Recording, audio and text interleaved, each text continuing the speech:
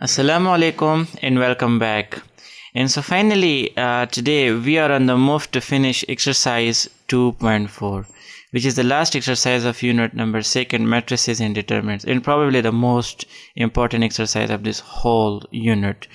And so remember, this is I think lecture number 21, ठीक है. So कल हमने क्वेश्चन नंबर 3 सॉल्व किया था and that was on grammar rule. हमने ग्रामर रूल आपको डिटेल से समझाया, तो उस पर 2 पार्ट्स थे और हमने स्टेप वाइज डिटेल के साथ आपको सॉल्व कराए थे. And so today we are on the mission to solve question number 4 and finally question number 5. And then we are done with this exercise 2.4. And so without getting delay, let me just begin from your book. This is your book, right? And so कल हमने question number 3 तक किया था, ठीक है. grammar rule हमने solve किया था. And today we are going to solve this question number 4. So solve the following system of homogeneous equations. तो अगर आप इस एक्सरसाइज के पहले वाले लेक्चर में मौजूद थे तो आपको पता होगा कि what exactly is homogeneous equations.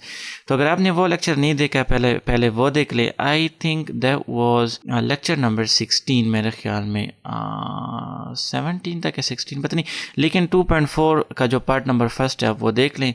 वहाँ पर हमने इंट्रोडक्शन कराया है इस पूरे एक्सरसाइज का, जिसमें हमने नॉन होमोजेनस और होमोजेनस और ट्रिवियल और नॉन ट्रिवियल सोल्यूशन सारे हमने आपको समझाए थे. सो रिमेंबर, मैं आपको थोड़ा सा रिकॉल करा दूँ for those who are new कि होमोजेनस इक्वेशंस आर दोज कि जिसमें आपके पास जो कांस्टेंट्स होती हैं तो वो आपके पास ज़ीरोज़ और ज़ीरोज़ हो. तो इसके 2 टाइप ऑफ आपके पास सॉल्यूशंस बनते हैं. Actually not 2 type, 3 types of solutions इसके बनते हैं. सो एक तो आपके पास ट्रिवियल सॉल्यूशन होता है कि जिसमें आपके पास एक्स वाई और जी की वैल्यू लाइक x1 x2 और x3 की वैल्यू सारे आपके पास ज़ीरोज़ हो, तो उसको हम कहते हैं ट्रिवियल सॉल्यूशन. एक आपके पास होता है नॉन ट्रिवियल सॉल्यूशन कि जिसमें आपके पास 2 फिर आपके पास वो आते हैं कि जिसमें आपके पास सॉल्यूशन जो है वो नॉन ज़ीरो हो.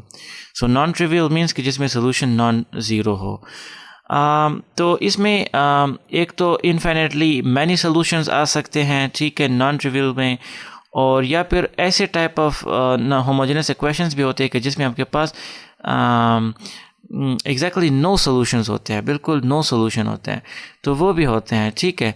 And so without making you confuse, let me go back on to the black board और वहाँ पर इसको सॉल्व करते हैं, ठीक है. And so this is it. यहाँ पर आप देख सकते हैं कि क्वेश्चन जो है वो मैंने अपने लिए पहले से लिख लिया है.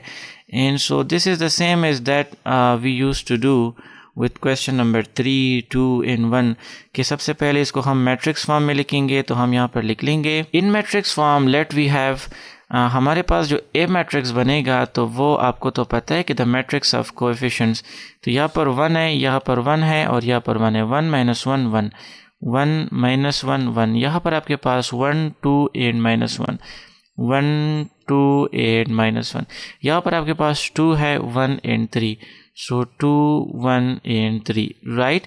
And then I think we are gonna need this matrix number B as well कि जिसमें आपके पास 0 0 और 0 है, ठीक है. 0 0 and then 0. तो सबसे पहले हम A डिटर्मिनेंट फाइंड कर लेंगे, इसलिए कि हमें पता चले कि इसके जो सॉल्यूशंस बनेंगे तो वो ट्रिवियल होंगे कि नॉन ट्रिवियल. सिर्फ वो फाइंड उसके लिए उसको देखने के लिए हम ए डिटर्मिनेंट फाइंड करेंगे, ठीक है. देखिए, अगर आपके पास डिटर्मिनेंट 0 हो या नॉन ज़ीरो हो, मतलब सिंगुलर ए मैट्रिक्स है या नॉन सिंगुलर, दोनों केसेस में आप जो है होमोजेनस आप जो है ये मेथड अप्लाई कर सकते हो, जो ऑगमेंटेड मैट्रिक्स का मेथड है, ठीक है. उस पर हम इसको सॉल्व करेंगे for homogeneous equations. And so let us just find, यहाँ पर हम लिख लेंगे now a determinant is equal to this matrix, right. 1 - 1 1 and then 1 2 -1 and then we have this 2 1 3.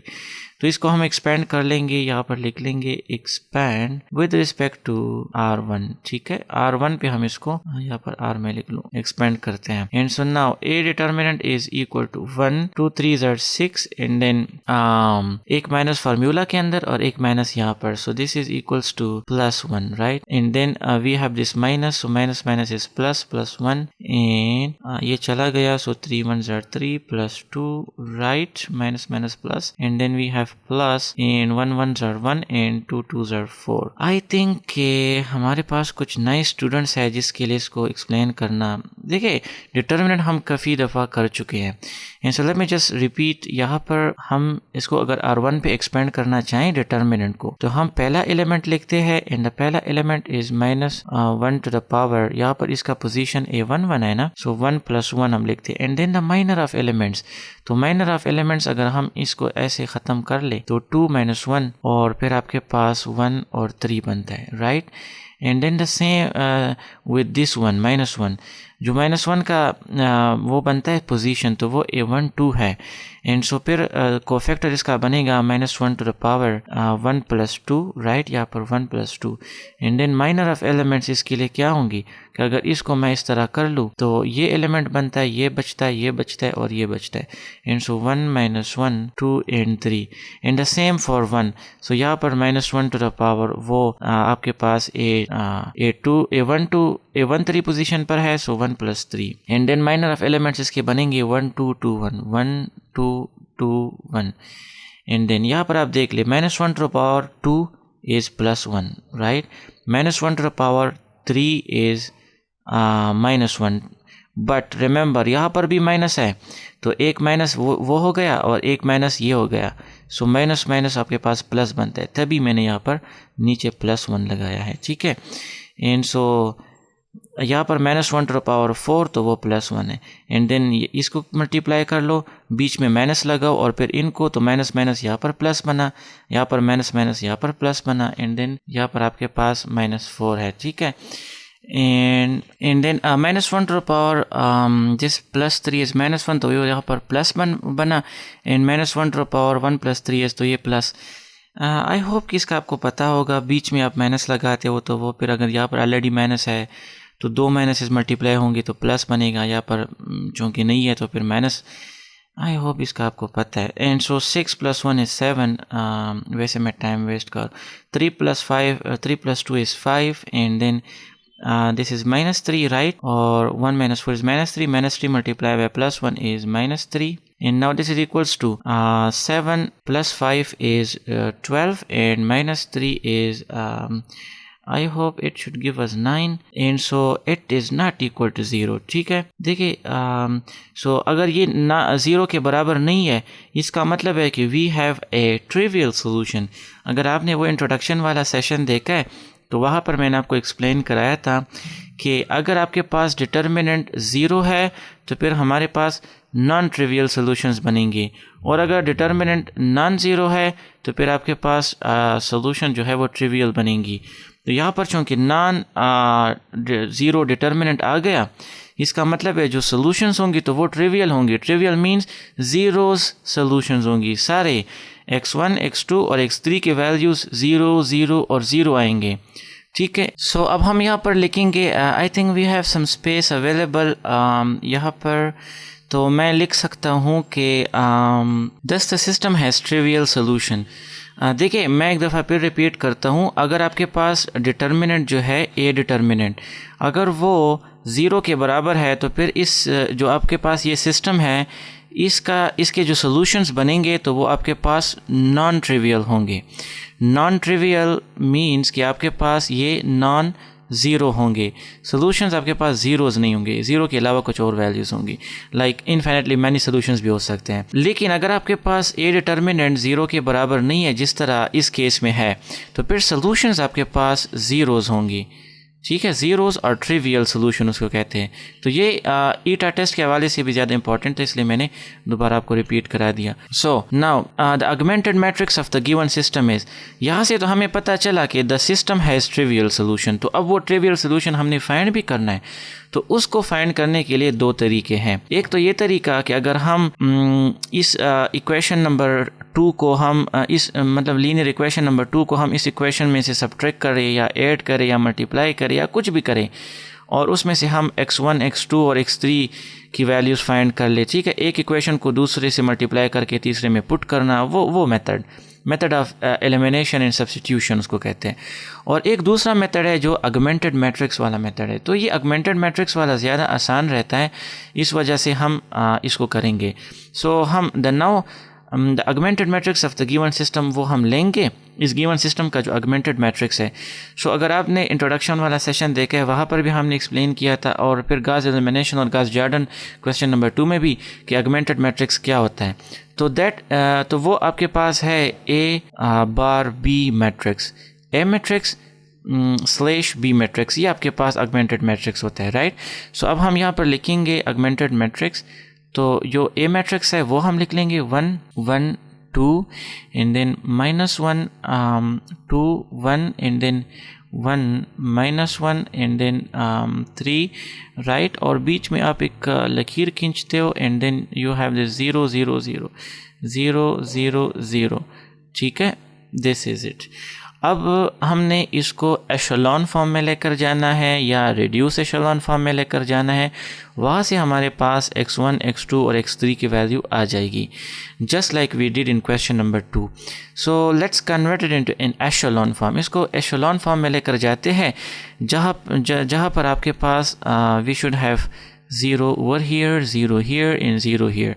तो एक 0 का ट्राइंगल नीचे अगर बन जाए तो ये एशेलॉन फॉर्म होता है, और यहाँ से आपके पास x3 की वैल्यू हम निकाल सकेंगे। एनीवे, विदाउट वेस्टिंग टाइम, हम यहाँ पर इसको अगर एशेलॉन फॉर्म में लेकर जाना चाहे तो हम क्या करेंगे, वी शुड हैव 1 हियर। तो ऑलरेडी 1 आपके पास मौजूद है, फिर बहुत अच्छा हो गया। यहाँ पर हमारे पास 0 होना चाहिए, तो यहाँ पर 0 बनाने के लिए मैंने इसको माइनस से ज़रब देना है ताकि ये -1 बने, और वो -1 हमने फिर इसके साथ ऐड करना है, तो हमारे पास 0 आ जाएगा। ये हम क्वेश्चन नंबर 2 और क्वेश्चन नंबर 2 में हमने किया है, ठीक है, वहाँ पर डिटेल से। सो हम जो R1 है उसको माइनस से ज़रब दे देंगे एंड देन उसको फिर हम R2 से ऐड कर लेंगे R2 के साथ, तो यहाँ पर आपके पास 0 हो जाएगा। For time being just think about 0 here, बाकी जो भी आए तो वो हम डील कर लेंगे, खैर।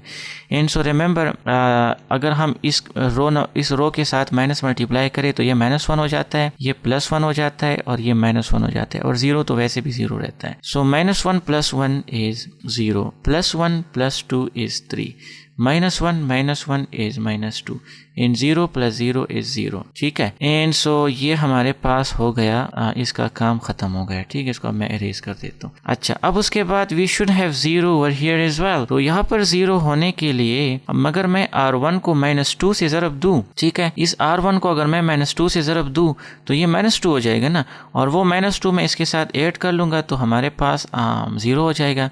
सो let me just multiply -2 with 1 is we should get -2।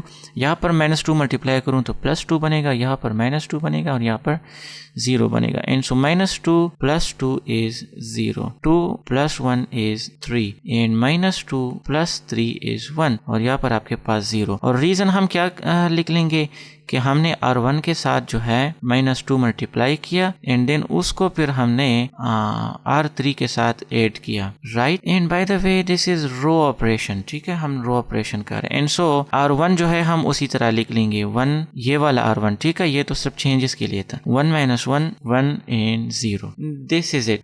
अब सिर्फ एक स्टेप रहता है, और वो है कि हमारे पास यहाँ पर भी 0 होना चाहिए, ताकि नॉन जीरो से पहले यहाँ पर कुछ भी नहीं, नॉन जीरो से पहले यहाँ पर एक 0, यहाँ पर नॉन जीरो से पहले 2 zeros होने चाहिए, तभी ये एशेलॉन फॉर्म में आएगा। एक ट्राइंगल अगर जीरोस का बन जाए तो यहाँ पर वी शुड हैव 0। तो यहाँ पर इसको 0 बनाने के लिए we will use R2, this R2 रो।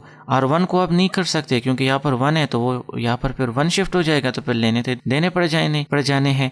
यहाँ पर R2 के साथ मैं माइनस मल्टीप्लाई कर लूंगा और इसके साथ फिर ऐड कर लूंगा, तो ये 0 हो जाएगा। And so let me just do it, row operation. यहाँ पर मैं रीजन भी लिख देता हूँ कि आप एक काम कर लो, जो R2 है उसके साथ, क्योंकि ये ऑलरेडी 3 है और ये भी 3 है, दिस शुड बी -3, तो फिर इसके साथ मैं ऐड कर लूंगा और 0 हो जाएगा। तो अगर मैं इसके साथ माइनस सिर्फ मल्टीप्लाई कर लूँ ना, तो ये तो -3 हो जाएगा। एंड देन उसको फिर मैं प्लस कर लूंगा R3 के साथ, रो नंबर 3 के साथ। सो let me just multiply 0 with here, minus with here, तो ये 0 -3 बनेगा और ये फिर आपके पास +2 बनेगा और ये 0 बनेगा। ठीक है, ये सिर्फ आपको समझाने के लिए। And so 0 + 0 is 0, -3 + 3 is 0। हमने सिर्फ इसको देखना है, बाकी 2 + 1 इज 3 और 0 + 0 इज 0, और बाकी हम उसी तरह लिख लेंगे 0 3 - 2 0 3 - 2 0, और यहाँ पर 1 - 1 1 1 - 1 1 और 0. And so this is in the echelon form. So which is in echelon form? हमने यहाँ पर लिख लिया। अब इस echelon form से हम यहाँ से x3 की वैल्यू फाइंड कर सकते हैं, यहाँ से x2 की वैल्यू फाइंड कर सकते हैं, और यहाँ से x1 की वैल्यू फाइंड कर सकते हैं, राइट। सो ये हमने this is something we have done already in question number 2, तो ये हमारे लिए फिर आसान होगा। I think I should go on to the next slide और वहाँ पर इसको करते हैं। सो ये मैंने यहाँ पर अपने लिए लिख लिया ताकि मुझे पिछले वाले स्लाइड पे न जाना पड़े। यहाँ पर अब मैं लिखूँगा फ्रॉम R3 रो नंबर 3 से we have what, we have 0x1 plus 0x2. Remember, variables are x1, x2 and x3, not x, y, z. And then plus 3x3, this is what we need, 3x3 equals to 0. ठीक है, देखें यहाँ पर ये तो 0 हो जाएगा, ये भी 0 हो जाएगा, लेकिन ये हमें चाहिए। And so now this implies that यहाँ से अगर मैं x3 की वैल्यू फाइंड करूँ तो ये 3 यहाँ पर आ जाएगा, यहाँ पर मल्टीप्लिकेशन में, यहाँ पर डिवीजन में आ जाता है। And so 0 divided by 3 is 0, it means the value of x3 is 0।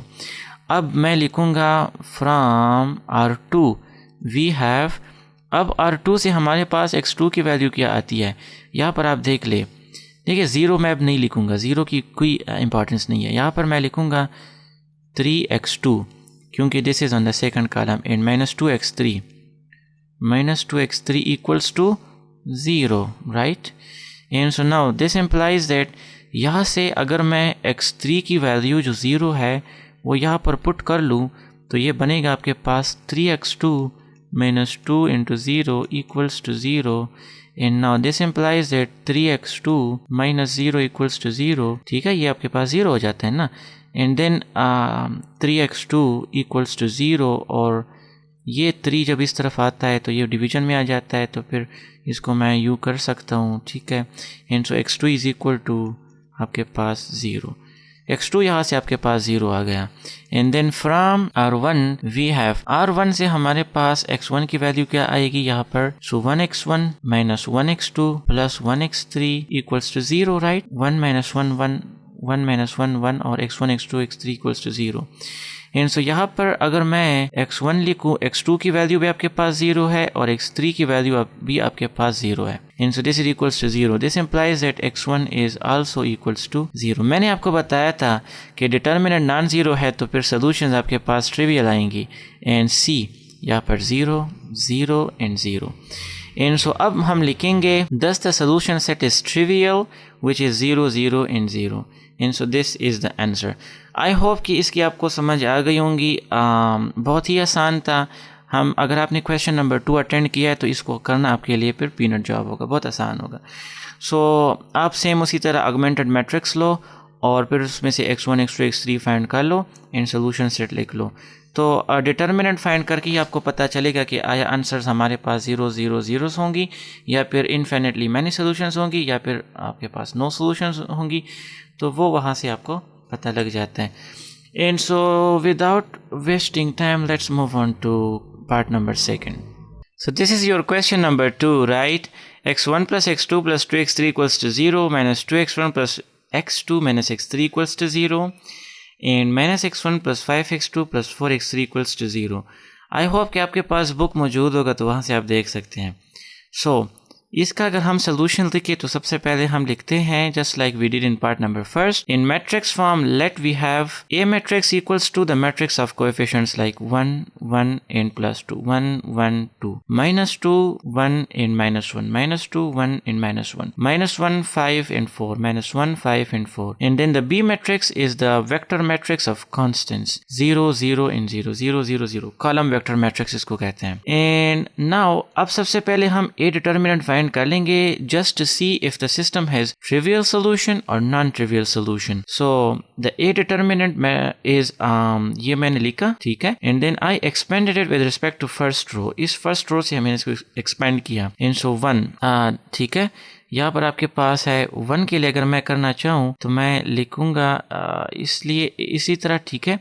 And then ये आपके माइनर ऑफ एलिमेंट्स आएंगे, तो +1 यहाँ पर प्लस लगता है, यहाँ पर माइनस, यहाँ पर plus.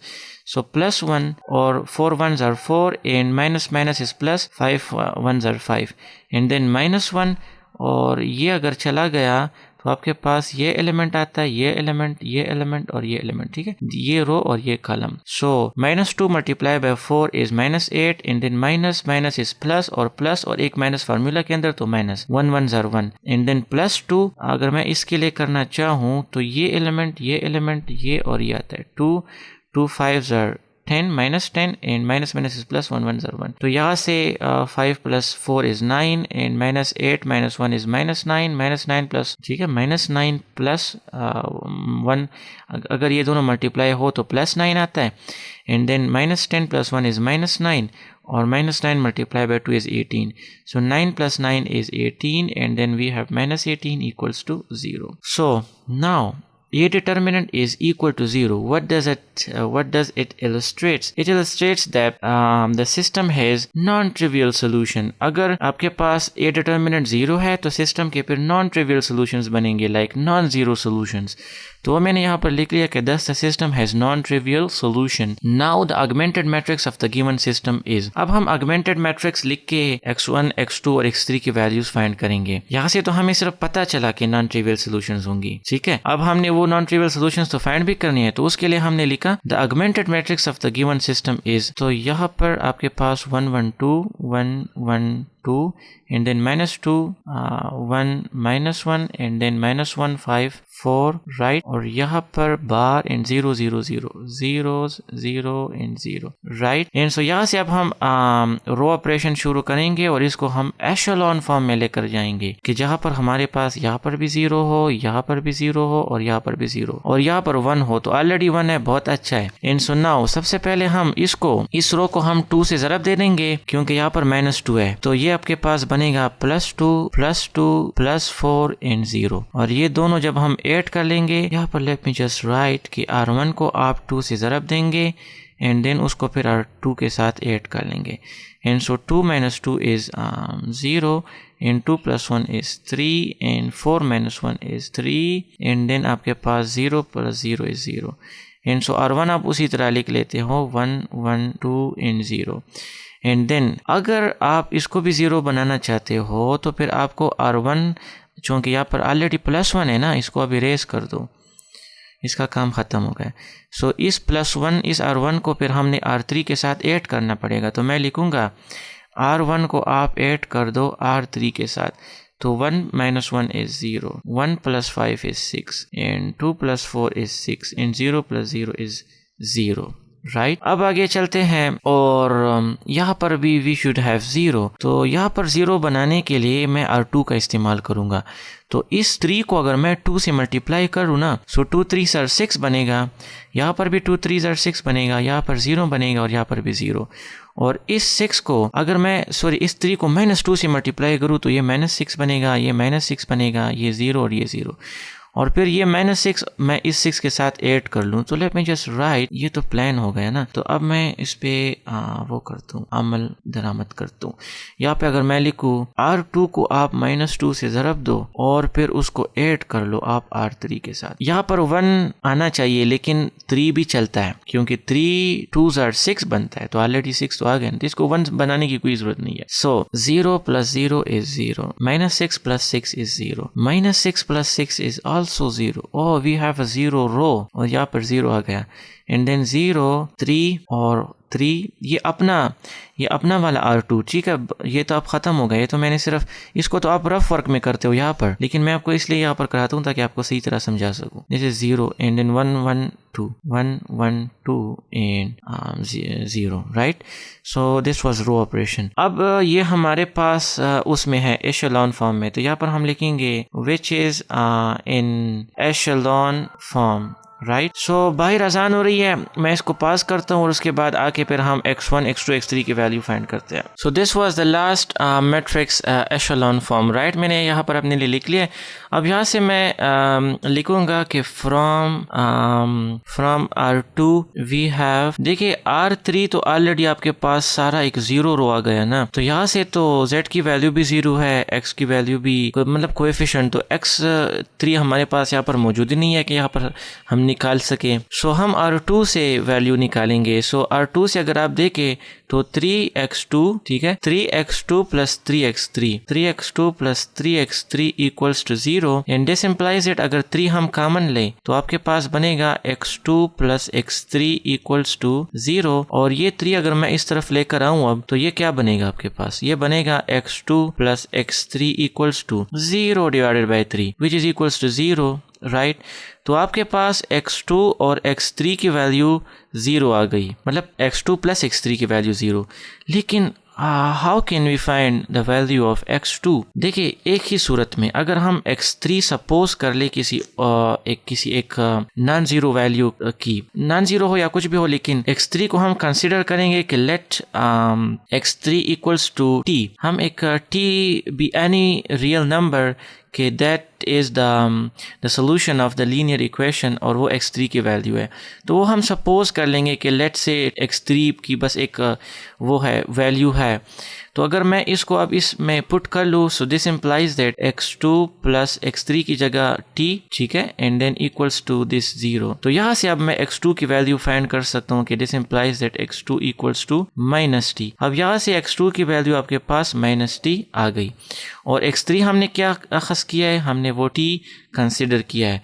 So x2 equals to t, x3 equals to t, x2 equal to minus t। अब यहाँ से R1 से हम x1 की वैल्यू फाइंड कर सकते हैं। तो मैं अगर लिखूँ कि फ्रॉम R1 वी हैव, अगर R1 से हम एक वो इक्वेशन ले like 1x1 plus 1x2 plus 2x3 equals to 0, और x2 की जगह आपके पास माइनस t है ना, तो अगर मैं यहाँ पर x2 की जगह माइनस t पुट कर लूँ और यहाँ पर आपके पास प्लस 2, और x3 की वैल्यू अगर मैं t पुट कर लूँ तो आपके पास x1 की वैल्यू क्या आती है। And so let me just find now x1 और plus minus is minus t and then plus 2t, right, equals to 0। So यहाँ से x1 2t minus t is plus t equals to 0। So यहाँ से x1 की value हम निकाल सकते हैं which is माइनस t। यहाँ पर ये प्लस t है, इक्वलिटी की इस तरफ ये माइनस t हो जाता है।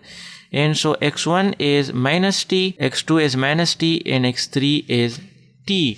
So these are the solutions of the system of the homogeneous equations of part number 2। देखिए यहाँ पर मैं आपको एक चीज़ बताता हूँ। यहाँ पर अगर आप देखें तो 0z equals to 0, this is not true for any value of z, ठीक है। this is true for any value of z। अगर z की कोई भी वैल्यू हो, let's say 1000 हो या 1/2 हो या कुछ भी हो, तो वो 0 के साथ मल्टीप्लाई हो के 0 ही बनता है। सो 0 इक्वल्स टू 0 एंड सो दोनों साइड सेम आते हैं। तो z की वैल्यू आप कुछ भी पुट कर लो, आपके पास वो इसकी सोल्यूशन ही होंगी। सो इट मीन्स यहाँ पर भी आप देख सकते हैं कि इस इक्वेशन में भी अगर आप z की value let's say t put करते हो कुछ भी, तो वो x2 की वैल्यू उसमें से माइनस t ही निकलेगी। लाइक अगर आप 1/2 पुट करते हो तो x2 की वैल्यू -1/2 निकलेगी, और फिर x1 की वैल्यू भी -1/2 निकलेगी, ठीक है। एंड सो इट मीन्स, मैं सिर्फ ये कहना चाह रहा हूँ कि यहाँ पर अब मैं लिख सकता हूँ कि the system has infinitely many solutions, ठीक है। अगर एक रो आपका 0 आ जाए तो ये आपको कंसिडर कर लेना चाहिए, आपके जहन में आ जाना चाहिए कि इस सिस्टम के आपके पास इनफाइनाइटली मैनी सॉल्यूशंस होंगी। तो ये भी आपके पास ईटा टेस्ट में आता है। एंड सो अब मैं यहाँ पर लिखूंगा दस the system has infinitely many solutions, infinite, ठीक है, and the non trivial solution set is -t and t be any real number। And so this is it, all about question number 4, solving homogeneous equations, ठीक है, कि जिसमें आपके पास सारे coefficients मौजूद हो। मेरे ख्याल में क्वेश्चन नंबर 5 रहता है, उसको भी हमने कर लेना चाहिए। एंड सो उसको भी करते हैं। So let me take you on to your book और वहाँ से उसको देख लेते हैं, वहाँ से उसको बिगिन कर लेते हैं। So here's your question. Question number 5, right? For what value of lambda the following system of homogeneous equations has a non-trivial solution? Solve the system. देखिए कि हमने lambda की वैल्यू फाइंड करनी है, and for that lambda value the system has a condition and that is कि the system has a non-trivial solution.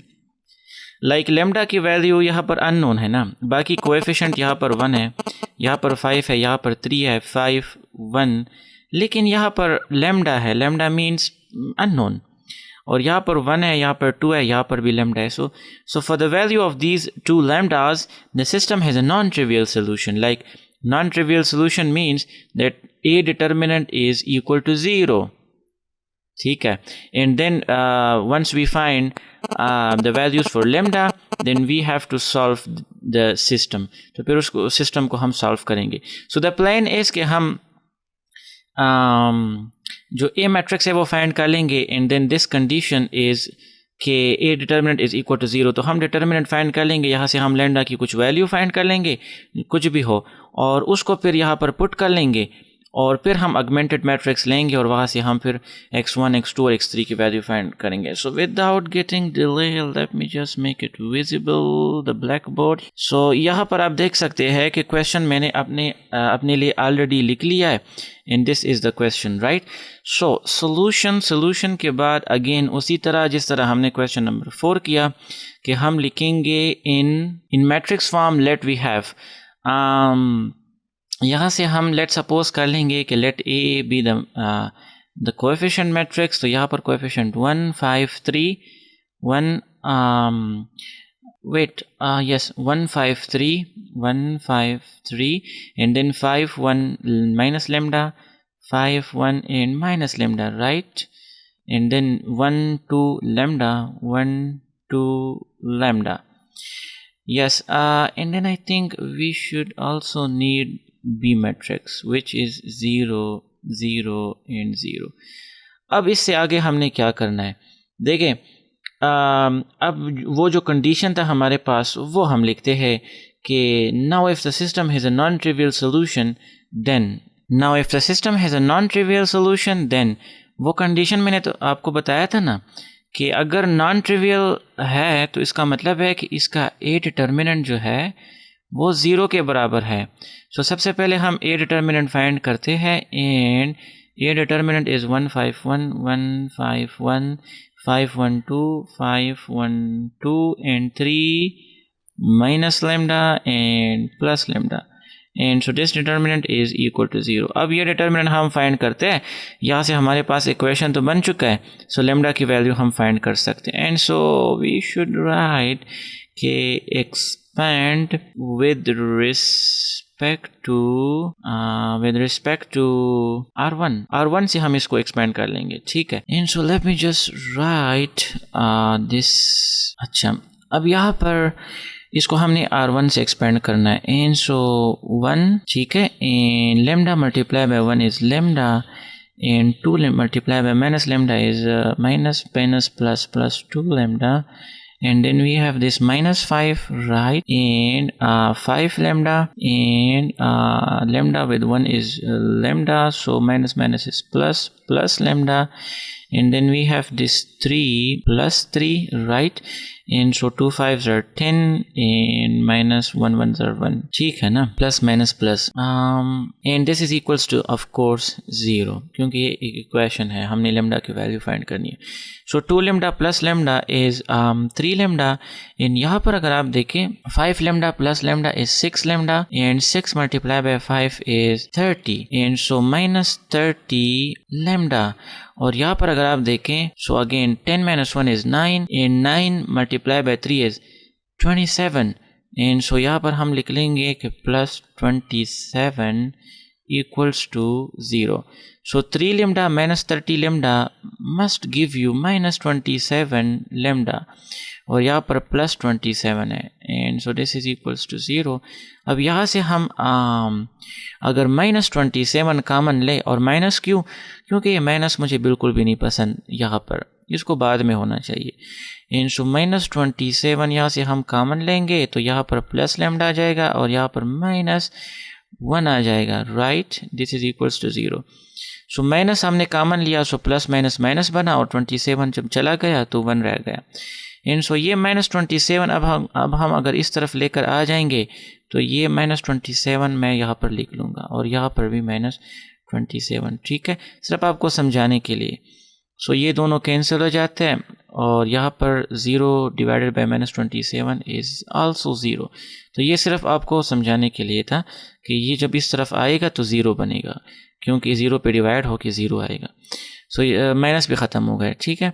And so now lambda -1 is equals to 0 और यहाँ से लैम्डा की वैल्यू क्या आ गई, lambda is now equals to 1। Lambda की value यहाँ से हमारे पास 1 आ गई। अब हमने क्या करना है, so for what value of lambda the following system of homogeneous equation has a non trivial solution. So for lambda is equal to 1 the system has a non trivial solution. अब ये जो लैम्डा है इसको हम कहाँ पर put करेंगे, इसको हम इस मैट्रिक्स ए में पुट कर लेंगे ताकि यहाँ पर ये लैम्डा ख़त्म हो और यहाँ से फिर हम x1, x2 और x3 की वैल्यू फाइंड कर सके। सो ये जो आपका मैट्रिक्स ए है इट बिकम्स, यहाँ पर अब मैं लिखूँगा कि लेट मी राइट कि now matrix A becomes, matrix A जो है आपके पास क्या बना, so matrix A is this, right.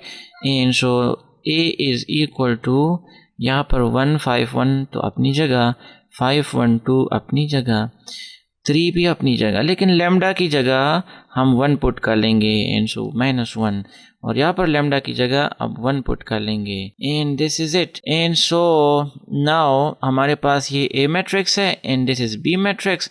Now we can make an augmented matrix, जिस तरह हमने पार्ट नंबर 4 में किया। अगमेंटेड मैट्रिक्स हमने वो किया, deduce, and then we found the values for x1, x2, x3 using that augmented matrix. तो यहाँ पर अब मैं अगर लिखूँ तो मैं लिखूँगा कि the augmented matrix of the system is, now the augmented matrix of the system, the augmented matrix of the system is, तो वो आपके पास क्या बना, वो आपके पास बनेगा। मैं यहाँ पर इसलिए करता हूँ ताकि आपको समझ आ जाए, तो फिर हम नेक्स्ट स्लाइड पे चले जाएंगे। तो वो ये A/B मैट्रिक्स होगा ना, तो 1 5 1 5 1 2 3 -1 1 and then slash this 0 0 0 0 0 0। So this is the augmented matrix A/B। अब इस पे हम रो ऑपरेशन करते हैं और इसमें से हम एशेलॉन फॉर्म फाइंड करते हैं। And so for echelon form we should have 0 here, 0 here and then 0 here। And so let me just bring this augmented matrix into the next slide और वहाँ पर इसको करते हैं। So this was the augmented matrix, right? अब यहाँ पर हमने क्या करना है कि we should have 0 here, 0 here and 0 here, and for doing so we should have 1 here। तो already 1 है तो बिल्कुल ठीक है। and so the same way हम इस 1 के साथ अगर -5 मल्टीप्लाई करें तो वो -5 बनेगा और उस -5 को हम इसके साथ ऐड कर लेंगे। and so यहाँ पर 0 आ जाएगा। and so let me just write row operation और यहाँ पर देखिए 1 5 3 और 0 तो अपनी जगह रो फर्स्ट रहेगा। सो रो सेकंड के साथ हम क्या कर लेंगे, देखिए। सो R1 जो है उसके साथ अगर मैं -5 मल्टीप्लाई कर लूँ और फिर उसको मैं ऐड कर लूँ R2 के साथ, तो we can get 0 over here. Let me just show you. देखिए यहाँ पर 1 के साथ जब मैं -5 मल्टीप्लाई करूँ तो -5, 5 के साथ -5 मल्टीप्लाई करूँ तो -25, 3 के साथ -5 मल्टीप्लाई करूँ तो -15 और फिर इसके साथ मैं ऐड करूँगा ना, सो 5 1 and -1, राइट। तो यहाँ पर आपके पास 0 and -24 -16, right.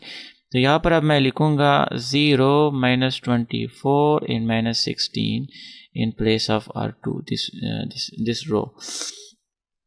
We should have 0 here as well। तो अगर मैं इस R1 के साथ माइनस मल्टीप्लाई करूँ तो ये -1 हो जाएगा और उस -1 को अगर मैं इसके साथ फिर ऐड कर लूँ तो ये 0 हो जाएगा। एंड सो दैट मैं जस्ट शो यू। सो ये -1 बनेगा और ये -5 बनेगा और यहाँ पर -3 आएगा और इसके साथ मैं ऐड कर लूँगा तो 1 2 1 राइट। और यहाँ पर आपके पास ये दोनों कैंसिल होके 0, यहाँ पर -3 एंड देन -2 राइट। तो यहाँ पर मैं लिखूँगा 0 -3 -2 और देखिए 0 0 पे कोई फ़र्क नहीं पड़ता, उसके साथ आप कुछ भी मल्टीप्लाई कर लो, कुछ भी वो कर लो मल्टीप्लाई, तो वो 0 ही रहता है। एंड सो यहाँ पर अब मैं रीज़न तो मैंने नहीं लिखा, सॉरी, तो R1 माइनस प्लस R3 के साथ मैंने -R1 किया। एंड सो अब यहाँ पर we should have 0 as well, तो उसके लिए मैं एक काम कर सकता हूँ एंड दैट शुड बी के देखें ये -24 अगर नीचे होता और ये -3 अगर ऊपर होता तो बड़ा आसान हो जाता ना। हम जो है 3 के साथ 8 मल्टीप्लाई करते एंड वी वुड गेट 24, तो वो हम इसमें से सब्ट्रैक्ट या ऐड करके यहाँ पर 0 बना लेते। लेकिन 3 नीचे है और 24 ऊपर है, मतलब ये रो नीचे होना चाहिए और ये नीचे वाला रो ऊपर होना चाहिए। So what should we do? Yes, we should exchange them. Row operation में तो हम इनको एक्सचेंज कर सकते हैं ना। And so I should write के आपके पास जो R2 है उसको आप एक्सचेंज कर लो किसके साथ? R3 के साथ। एंड सो R2 मैं नीचे लिख लूँगा and this is it. So R2 मैंने नीचे लिखा और R3 जो है मैंने ऊपर, ये दोनों मैंने इंटरचेंज किए एंड ये रीज़न भी लिख लिया। अब हमने इसको 0 बनाना है, तो इसको 0 बनाने के लिए मैं क्या कर सकता हूँ? इसको 0 बनाने के लिए अगर इस 3 को मैं चूँकि यहाँ पर -3 है तो ये भी माइनस है, तो इसको अगर मैं -8 से ज़रब दूँ, let me show you, this is -3। अगर -3 को -8 से मैं ज़रब दूँ तो +24 बनेगा और उसको इस -24 से ऐड कर लूँगा तो 0 आ जाएगा। And so this is the plan. मैं यहाँ पर लिख लूँगा रो ऑपरेशन और रीज़न सबसे पहले लिख लेता हूँ कि R2 जो है उसको आप -8 से ज़रब दो और जो रिज़ल्ट आए तो उसको फिर R3 के साथ ऐड कर लो एंड द रिज़ल्ट इज़ देखिए इस R2 को मैं अगर 8 से मल्टीप्लाई करूँ तो 0 -+3 8 = 24 एंड -2 -8 इज़ +16 राइट। और ये नीचे वाला मैं इसमें से ऐड कर लूँगा इसके साथ, this is minus and this is 16। Oh my goodness, we got a 0 row. यहाँ पर हमारे पास 0 रो आ गया and so this is the result 0 0 0 and so यहाँ पर आपके पास ये एक पूरा 0 रो आ गया and then we have 0 -3 -2 0 -3 -2 0 and 1 5 3 0 right. यहाँ पर अब अगर मैं एक लकीर भी खींच दूँ तो बड़ा अच्छा रहता है। This is it now. अब हम क्या करेंगे, देखिए सेम उसी तरह जिस तरह हमारा क्वेश्चन नंबर 4 पार्ट 2 था, यहाँ पर अब हम वो करेंगे R2 में से वैल्यू निकाल लेंगे क्योंकि R3 तो सारा 0 है ना। सो यहाँ पर मैं लिख लूँगा from R2 we have, R2 में से हमारे पास क्या है -3x2 and then -2x3 equals to 0 right. मतलब मैं जस्ट सो हमने यहाँ से x2 फाइंड करना है, ठीक है, सबसे पहले। And so this implies that ये मैंने इस तरफ लेकर आना पड़ेगा and so -3x2 equals to +2x3, ये यहाँ पर प्लस बनेगा ना। अब मैंने x2 फाइंड करना है and so this implies that x2 equals to, ये -3 भी मैं इस तरफ लेकर आ जाऊंगा तो ये डिवीजन में आ जाता है and so 2 divided by -3 right x3। I hope यहाँ तक आप समझ गए होंगे। एंड सो अब मैंने यहाँ से x2 की वैल्यू किस तरह निकालनी है, देखें this equation is true for any value of z. This row is true for any value of z. That means that the system has infinitely many solutions.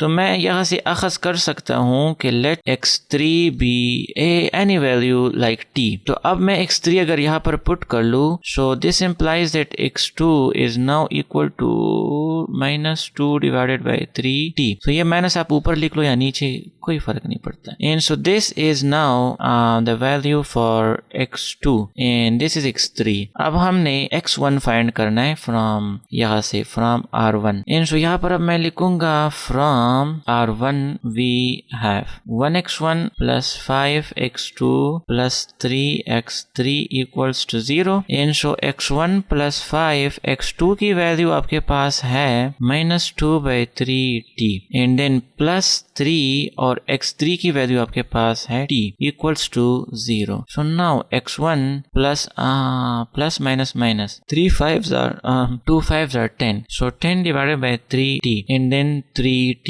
so this is equals to 0। अब यहाँ से x1 देखें यहाँ पर नीचे 1 तो मौजूद है, इन दोनों का अब मैं LCM लूंगा इन दोनों का, क्योंकि मैंने x1 फाइंड करना है तो इन दोनों को मैं डील करके बाद में उस तरफ लेकर चला जाऊंगा एंड देन हमारे पास x की वैल्यू आ जाएगी and so let me just do it. So 3 और 1 इसका LCM 3 बनता है राइट एंड सो अगर 3 बना 3 पे डिवाइड होके 1 मल्टीप्लाई बाय -10 इज ये मैं क्या कर रहा हूँ this is minus and so 3 LCM and 3 3 1 1 -10 but यहाँ पर माइनस ऑलरेडी लगा है ना, सो यहाँ पर मैं लिखूंगा इसको प्लस करके, ठीक है, क्योंकि ये माइनस में अंदर लिखने वाला हूँ एंड सो यहाँ पर मैं लिखूंगा -10t, ठीक है, एंड देन आपके पास है वो प्लस 3 को अगर आप 1 पे डिवाइड कर लो 3 बनता है and then 3 multiply by 3 is 9 3 3s are 9t equals to 0 and यहाँ से x1 and plus -10 plus 9 is -1t 1 divided by 3t equals to 0। सो ये अगर मैं अब इस तरफ लेकर आऊँ तो यहाँ पर माइनस है, यहाँ पर प्लस बन जाएगा ना। सो let me just do it. देखिए मुझे यहाँ पर खैर आपको कुछ नया सीखने को मिला कि यहाँ पर आप ब्रैकेट डालते हो, यहाँ पर प्लस डालते हो। अगर मैं यहाँ पर ही x1 में से ये चीज़ें उस तरफ लेकर चला जाता तो ज़्यादा आसान होता फिर। एंड यहाँ पर अगर मैं इस तरफ लेकर आऊँ तो x1 is now equals two plus t divided by 3, ठीक है। And so this is the value for x1, right, ये x1 की वैल्यू है। एंड सो अब मैं लिखूंगा and so thus the system has infinitely many solutions just like we wrote in question number 4 part number 2। The non trivial solution set, इसके infinitely many solutions है क्योंकि t की जगह आप कुछ भी पुट कर सकते हो, any real number. And the non trivial solution, जो आपका non trivial non zero solution है, तो वो है t/3, -2/3t and t। This is the value of x, y and z। And so this is it all about question number 5 and of course exercise 2.4, the last exercise of unit number 2, and we have successfully done it. So देखिए अगर आपको हमारे lectures पसंद आते हैं तो इसको जरूर लाइक करें, कमेंट्स भी किया करें, ठीक है। And in this way you can support us. So इस पे काफ़ी मेहनत लगता है। एंड सो अगर इसमें आपका कोई भी क्वेश्चन है आप कमेंट सेक्शन में जरूर बता सकते हैं। I think we are enough here, we are done here. ये यूनिट जो है यहाँ पर ख़त्म हो जाते हैं। अगर आप चाहते हो कि हम रिव्यू एक्सरसाइज जो होती है कि हम वो भी सॉल्व किया करें, वो भी करें, तो आप हमें बताएं। लेकिन वो हम आपके लिए छोड़ते हैं ताकि आप भी अपनी तरफ से कुछ प्रैक्टिस करें, उसमें कोई गलतियाँ आएँ तो आप हमें फिर कम्युनिटी में बता सकते हैं। And so see you soon in the next lecture in the next unit number 3rd। I think those are vectors, let me just see. तो वो आपके पास यस वेक्टर्स हैं, तो वेक्टर्स हम इंशाल्लाह कल से शुरू करेंगे। तब तक के लिए आप अपना बहुत सा ख्याल रखिएगा, इस पे प्रैक्टिस कीजिएगा, जहाँ पर भी प्रॉब्लम हो हमें बता सकते हैं। एंड सी यू सून, अल्लाह हाफिज़।